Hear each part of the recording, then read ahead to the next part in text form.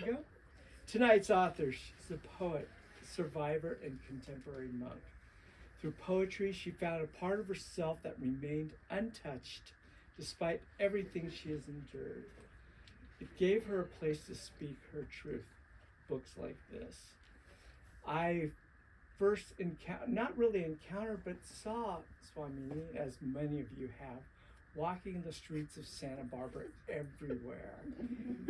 But you go up to her and you just feel this sense of peace and calmness. And I said, this is somebody, didn't want to disturb her at the time, but this is somebody I wanted to be around more.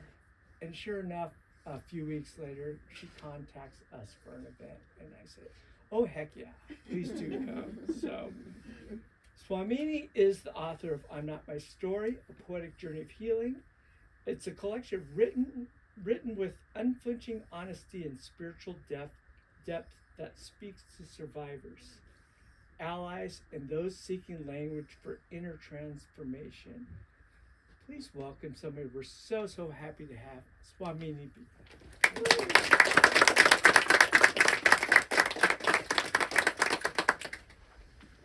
I'd like to say thank you to Michael and everyone at Chaucer's for inviting me here to share my work, and thank you all of you for being here. A few years ago, I was watching American Idol with my childhood friend, and the contestant said something that stopped me in my tracks. Everyone has a story. You just have to be a survivor of your story. And it was as if a light bulb went off in my head, because in that moment I realized that I had not only survived, but I was thriving despite all I had been through. Empowered by that statement, everyone has a story. You just have to be a survivor of your story. I told my childhood friend the secret I had kept hidden from her and almost everybody that I knew. I am a survivor of childhood sexual abuse, and I was sold as a child. That night, I had the best sleep I had had in years. I slept for about 15 hours, which is odd for me because I normally sleep about 5, 6. And in the morning, when I woke up with a poem.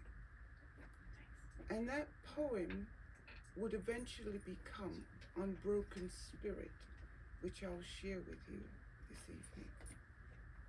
I've been writing since I was like 5 or 6 years old, whatever I felt, whether I was happy, mad, glad, moved, challenged, whatever it was, I wrote about it. But upon writing Unbroken Spirit, something shifted inside. It was as if what I had kept inside, that I wasn't able to express, could no longer be contained. And I wrote for the next few months, night and day, poem after poem after poem.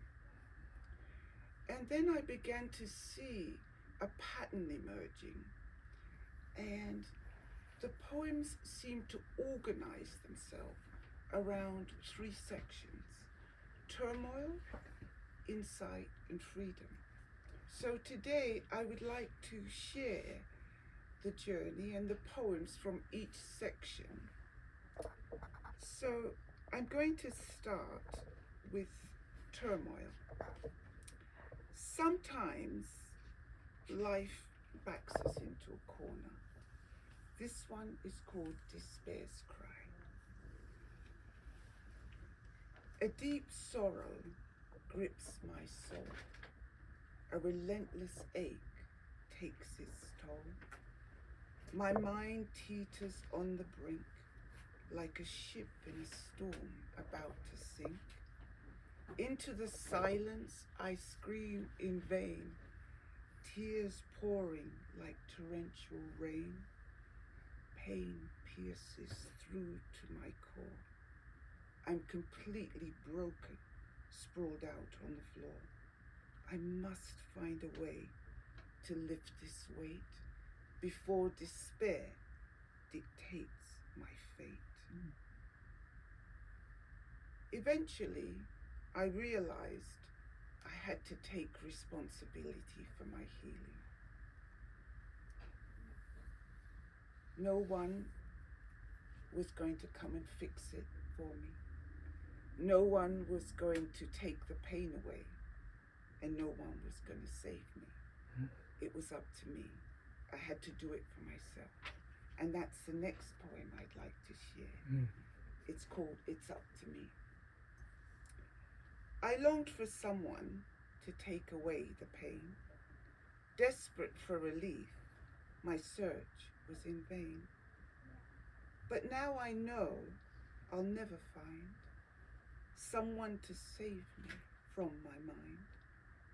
Though many have offered comfort and hope, I'm the one that must learn to cope. I alone must face the harsh reality and deal with the effects of my abuser's brutality. And it's only when I start to feel I unlock the door and begin to heal. As I continued writing, something unexpected happened. I stopped writing about what happened to me and started writing about what happened, what was going on inside of me. And during meditation one day, an image came into my mind, and which changed the way I related to my thoughts. So this next poem is called Floating Thoughts. Like clouds drifting high above, thoughts in my mind push and shove, always in ample supply. They roam about freely and multiply. As I learn to face both light and storm, the shape of my past will transform. Then one day, just like the tranquil sky, thoughts will arise, linger for a while, then silently float on by.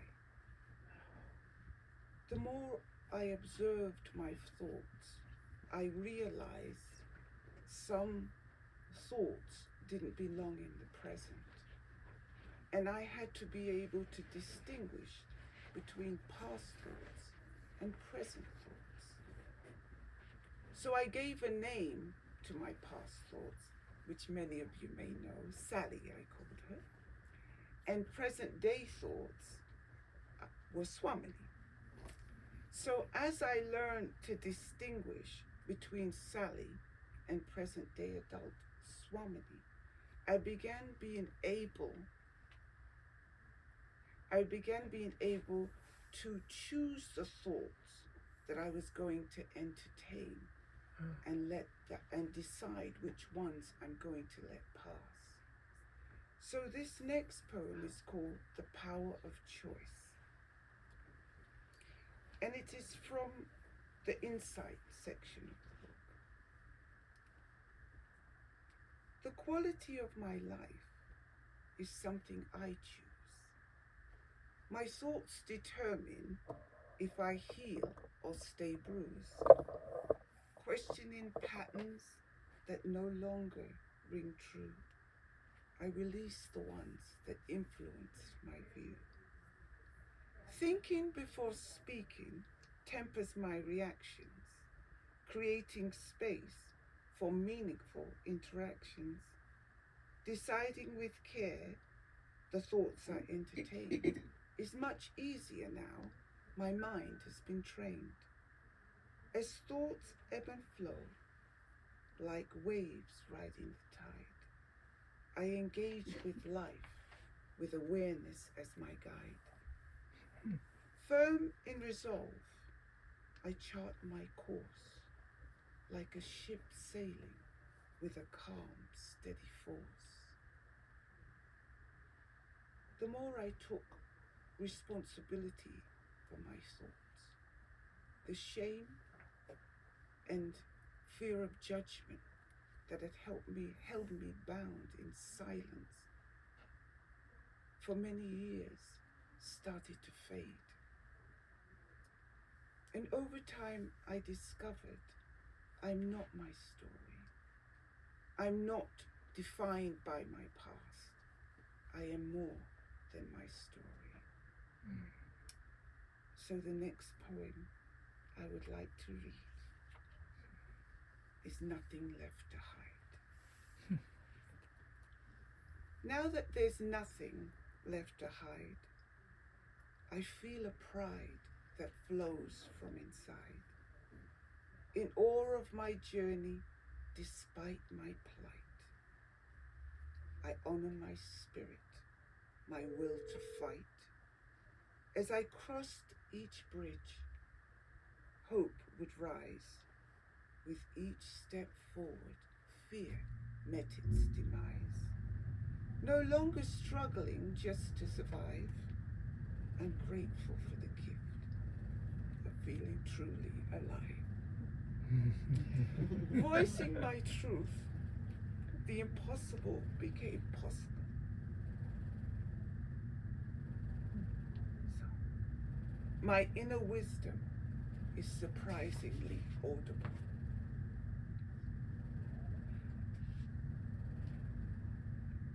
Internally guided, hidden truth exposed, I walk unafraid, heart open, not closed.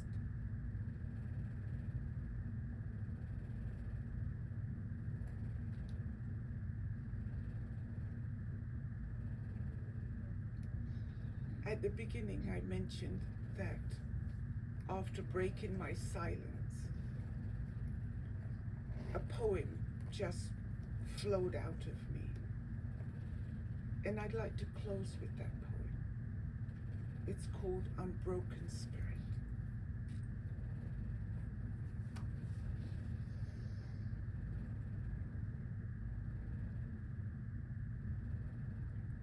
In shadows deep, silence emanates, a heart-wrenching grief, hard to penetrate, a childhood stolen, innocent betrayed, yet my spirit refused to be caged, sold and abused, stripped of my rights.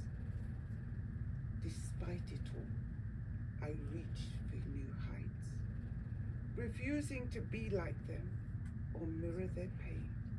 I reclaimed my life. I broke every chain, finding a part of myself untouched by the abuse, turning wounds into wisdom. I paid my dues, sharing my story, no longer constrained. I hope to inspire others to rise above their pain. Thank you very much.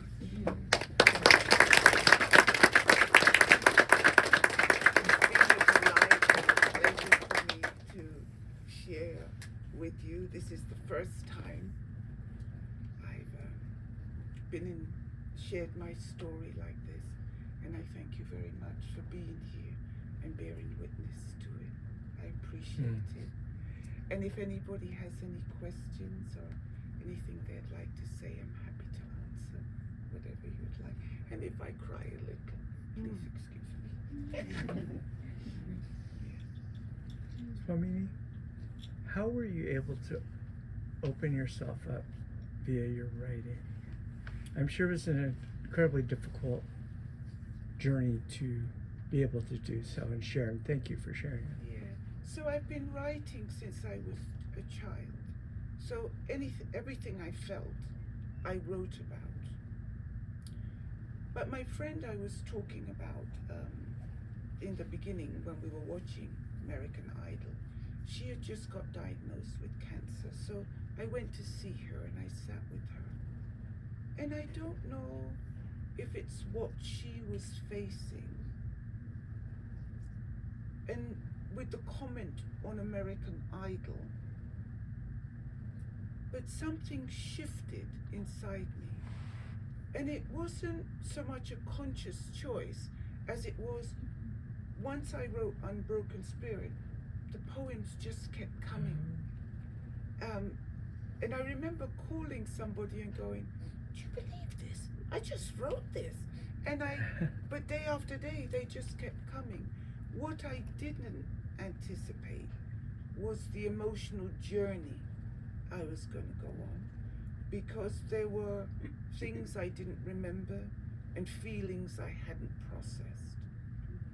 I've been working on myself since I was about 17. Some of you may know Wayne Dwyer, Dr. Wayne Dwyer. His book, Your Erroneous Zones. I don't really remember the book. I just remember one sentence.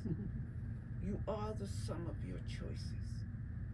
Up until I was that age, around my teenage, I didn't know I had choices. But when I read that, I thought, if I have choices, then I have to make choices I can stand behind. And that's when I started working on my mind. So this has been a lifelong process for me. Wonderful. Yes. When did you become a Swamini? I can't say So, that word. in my 20s,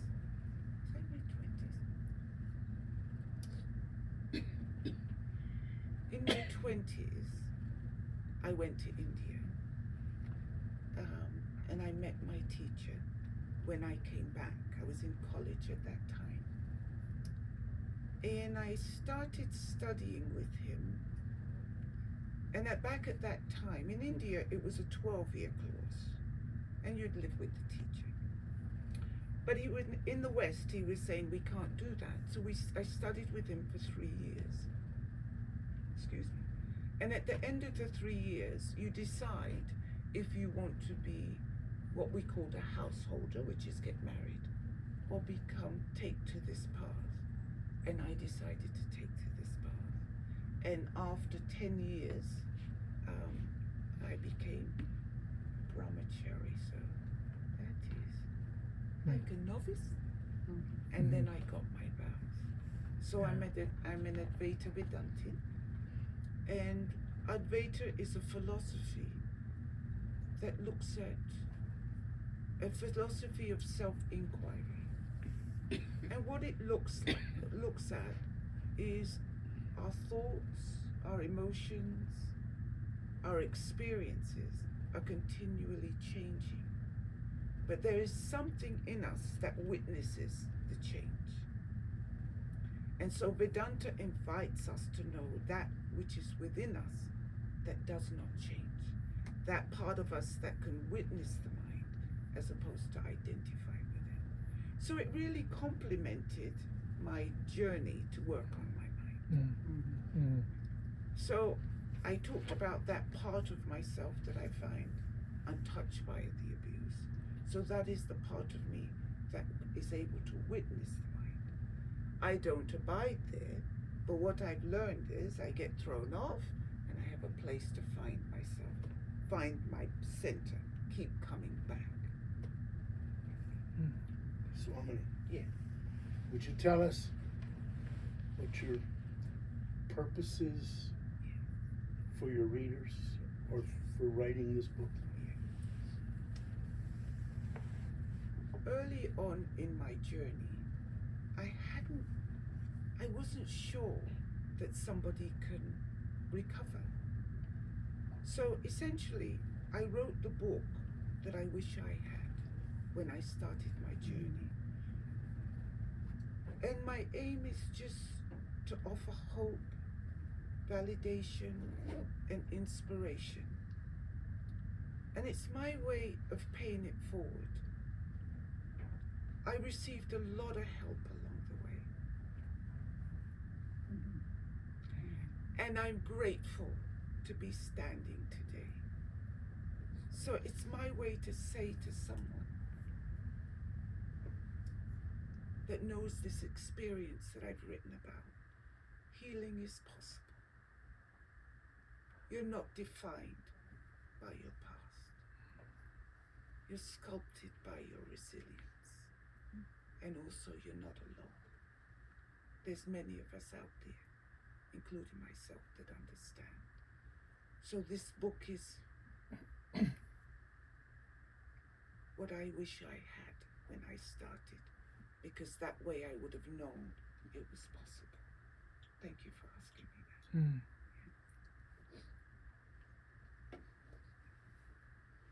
that. And in this way, you're giving to somebody who needs this. That is So the hope. thank you. That is the hope. That someone else.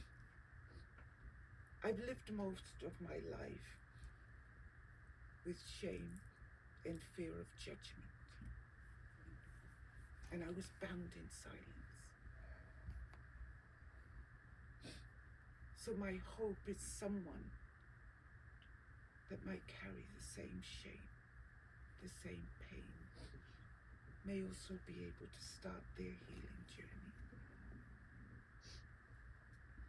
Because there's this feeling of, if I can do it, then maybe they might say, then maybe I can do it too.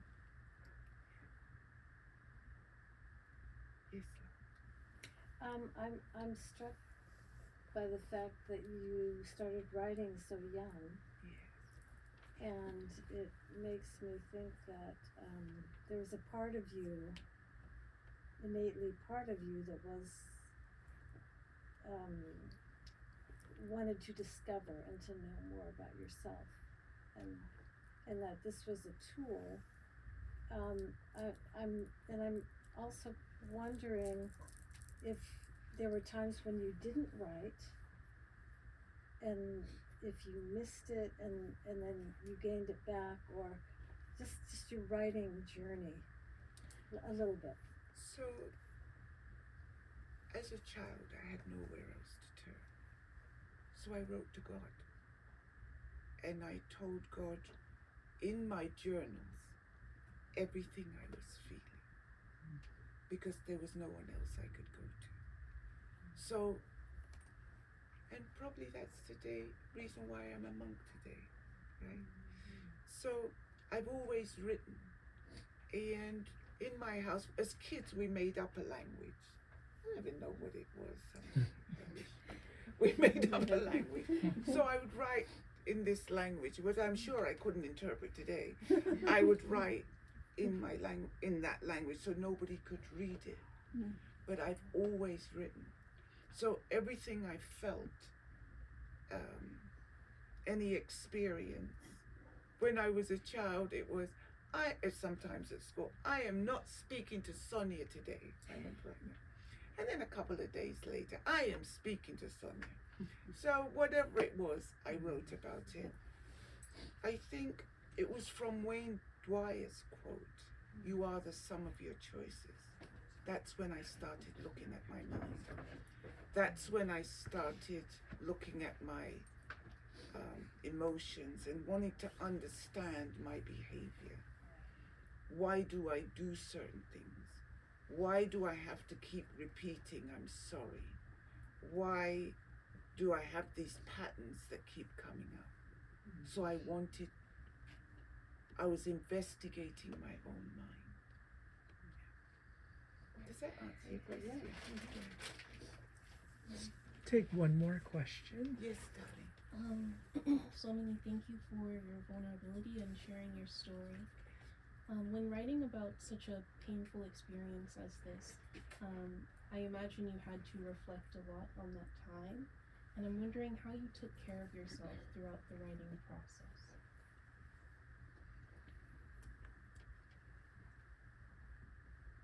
I would write this, and then I would also write separately. I would make sure I walked every day. And I had people I could speak with. And that was very helpful. Some of my babies here I would speak with, explain what is going on. And I always made sure I had a cup of tea. And I would take a hot bath. And I would just do things to comfort me, because drudging up feelings, and I didn't really know what was going to surface, was quite difficult. I got some surprises, and sometimes I hit the floor, and my loved ones helped me come back up again, you know. So I made sure that I had the support in place so that I could continue. But there was also another thing of something inside me was determined that this all had to come out. I don't think I could have stopped, because during this period, I ate, slept, breathed. I'm not my story. I walked, I thought about it. When I was sleeping, I would jump out of bed because I had to write the next poem. So it was kind of all consuming for me. So having loving support in place and having things that comfort me, I think is what helped. Wow. Yeah. Thank you so much for sharing I'm Not My Story with us. Thank you. I so appreciate you all being here. I so appreciate it.